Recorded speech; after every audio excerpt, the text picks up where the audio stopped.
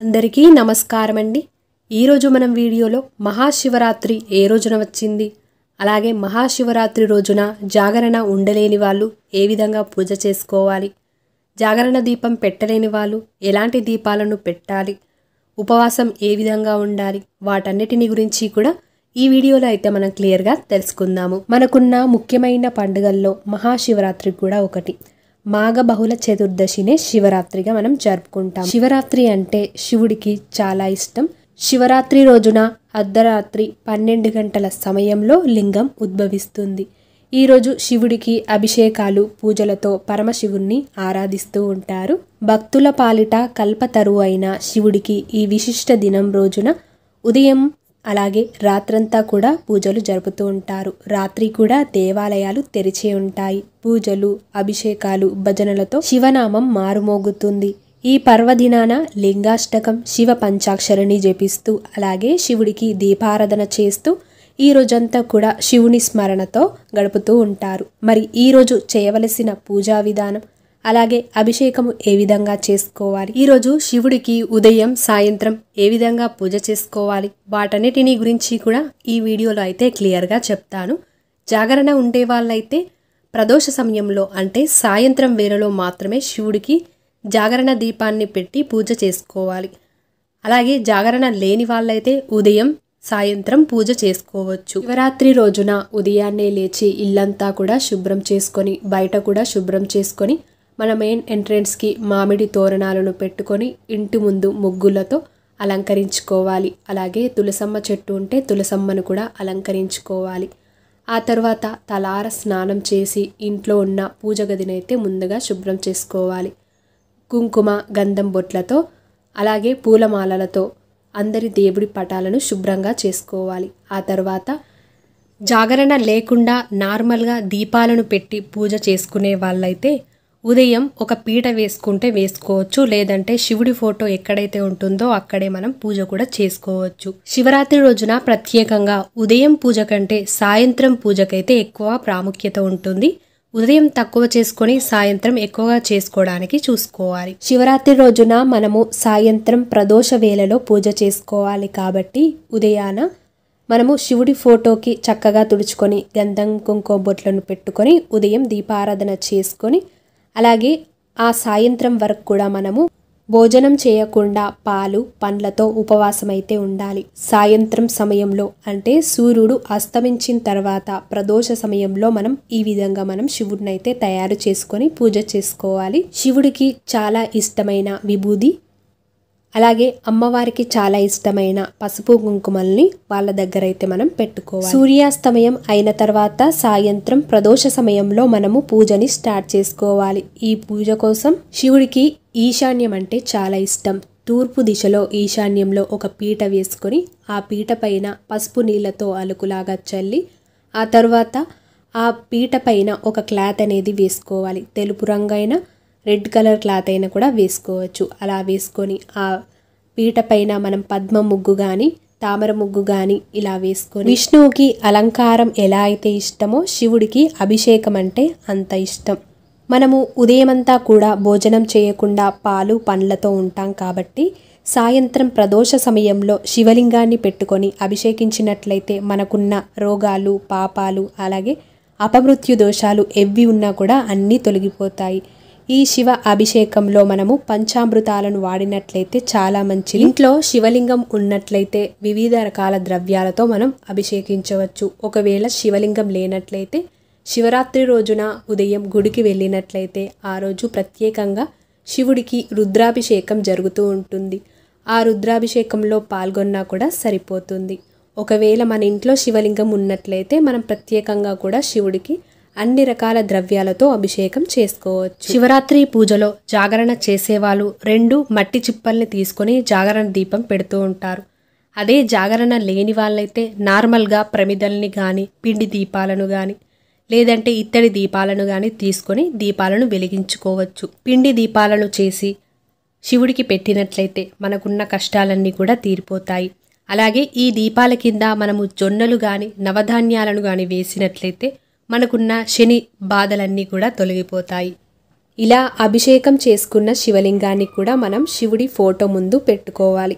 మనం ఏం పూజ చేస్తున్నా మొదటగా గణపతికి పూజ చేయాలి కాబట్టి గణపతి ఫోటోను, అలాగే శివలింగాన్ని, నంది ఉంటే నంది కూడా పెట్టుకోవచ్చు.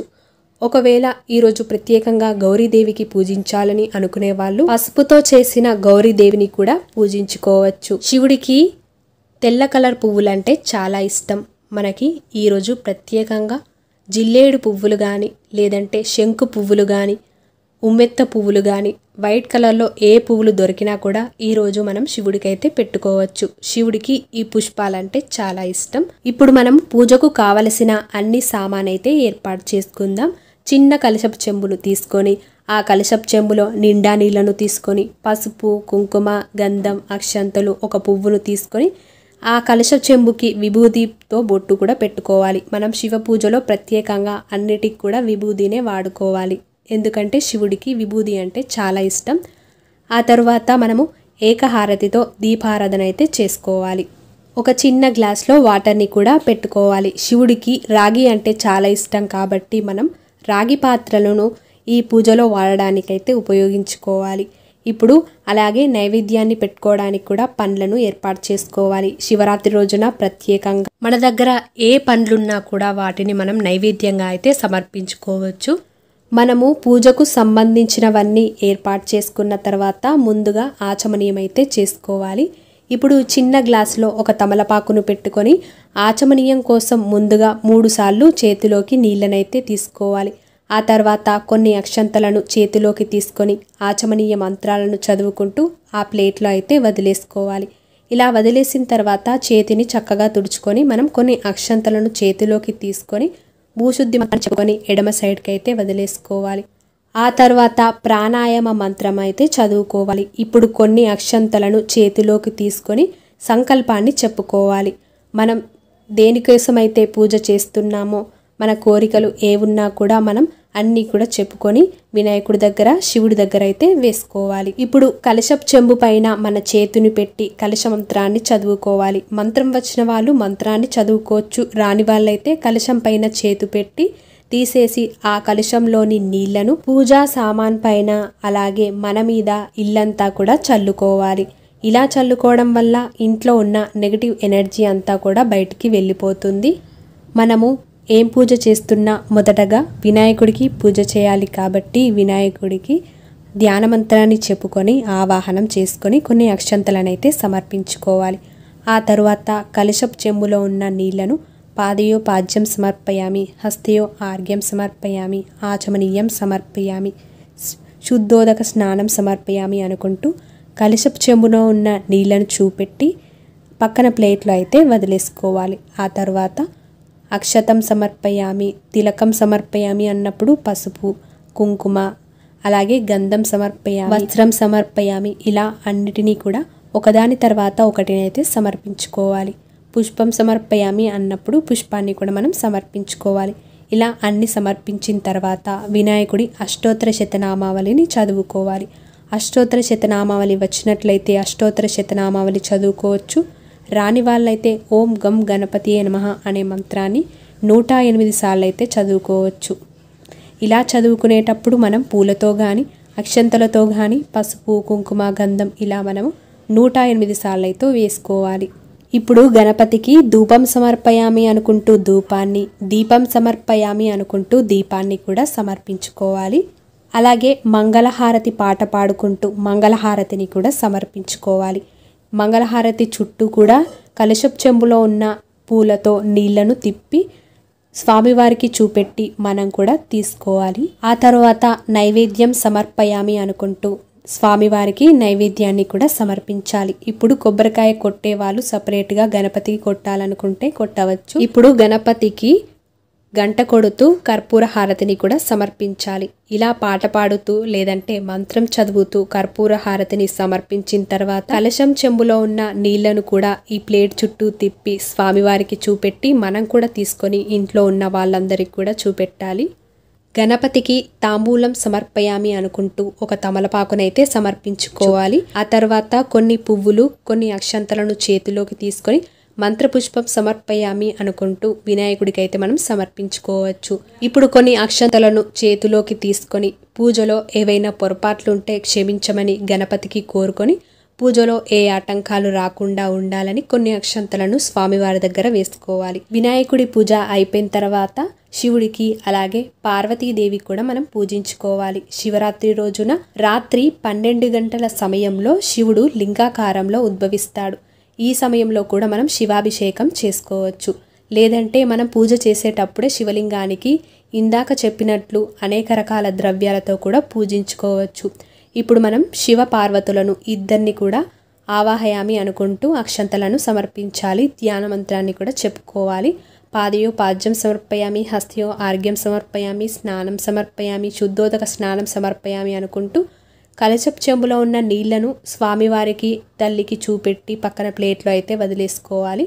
ఆ తర్వాత పసుపు, కుంకుమ, గంధం, అక్షంతలు, పువ్వులు అన్నిటినీ కూడా శివుడికి అయితే మనం సమర్పించాలి. శివుడికి గోగి పువ్వులన్నా, శంకు పువ్వులన్నా, జిల్లేడు పువ్వులన్నా, అలాగే బిల్వపత్రాలన్నా చాలా ఇష్టం. వీటితో మనం శివుణ్ణి పూజించినట్లయితే మనం అనేక రకాల సమస్యల నుండి అయితే బయటపడగలుగుతాము. శివుడి అష్టోత్తర శతనామావళి వచ్చినట్లయితే అష్టోత్తర శతనామావళి, లేదంటే శివ పంచాక్షరి మంత్రం, శివ సహస్రనామం అంటే 1000 నామాలు కూడా మనం బిల్వపత్రాలతో కానీ విభూతితో అయినా కూడా మనం ఈరోజైతే ప్రత్యేకంగా పూజించుకోవచ్చు. మీకు ఏమి దొరకనట్లయితే కొన్ని బియ్యాన్ని తీసుకొని అందులో విభూతిని కలిపి ఆ అక్షంతలతో కూడా మనము శివుడికైతే పూజించుకోవచ్చు. లలితా సహస్రనామం బుక్లో అయితే మనకి శివ అష్టోత్తర శతనామావళి అలాగే అన్ని మంత్రాలు కూడా మనకైతే దొరుకుతాయి. శివాష్టకం, చంద్రశేఖరాష్టకం, ఇలా మీకు వచ్చిన మంత్రాలన్నీ కూడా చదువుకున్న తర్వాత శివుడికి అలాగే పార్వతీదేవికి కూడా ధూపం సమర్పయామి అనుకుంటూ ధూపాన్ని, ఈ ధూపంలో శివుడికి ప్రీతికరం మైసాచి, ఈ మైసాచి వేసినట్లయితే శివుడికి చాలా ఇష్టం. అలాగే ధూపం, దీపం రెండిటిని కూడా సమర్పయామి అనుకుంటూ రెండిటిని కూడా సమర్పించాలి. తాంబూలం సమర్పయామి అనుకుంటూ ఒక తమలపాకును కూడా సమర్పించుకోవాలి. ఈ తమలపాకుకి ఏ హోల్స్ కానీ ఏవి లేకుండా నీట్గా ఉండేలాగా చూసుకోవాలి. అలాగే మంగళహారతి పాట పాడుకుంటూ మంగళహారతిని కూడా మనం స్వామివారికి అయితే చూపెట్టాలి. పాట వచ్చినట్లయితే పాట పాడుకోవచ్చు, లేదంటే మంత్రాలు వచ్చినా కూడా మంత్రాన్ని అయితే మనం చెప్పుకోవచ్చు. ఈ మంగళహారతి ప్లేట్ చుట్టూ కూడా నీళ్లను తిప్పి స్వామివారికి చూపెట్టి మనం కూడా తీసుకోవాలి. ఆ తర్వాత నైవేద్యం సమర్పయామి అనుకుంటూ కొబ్బరికాయను కూడా కొట్టాలి. పండ్లు మీ దగ్గర ఏ ఉన్నా కూడా అవి పెట్టుకోవచ్చు. పండ్లు ఎవ్వున్నా కూడా మనం శివుడికైతే సమర్పించుకోవచ్చు. ఆ తర్వాత కర్పూర హారతితో గంట కొడుతూ కర్పూర హారతిని కూడా మనం శివుడికైతే సమర్పించుకోవాలి. పాట వచ్చిన వాళ్ళైతే పాట పాడచ్చు, లేదంటే శివుడి మంత్రాలు ఏవి వచ్చినా కూడా మంత్రాలను పాడుకుంటూ కూడా మనం కర్పూర హారతిని అయితే సమర్పించుకోవచ్చు. ఆ తర్వాత కొన్ని పువ్వులు, అక్షంతలను చేతిలోకి తీసుకొని మంత్రపుష్పం సమర్పయామి అనుకుంటూ శివుడికైతే సమర్పించుకోవాలి.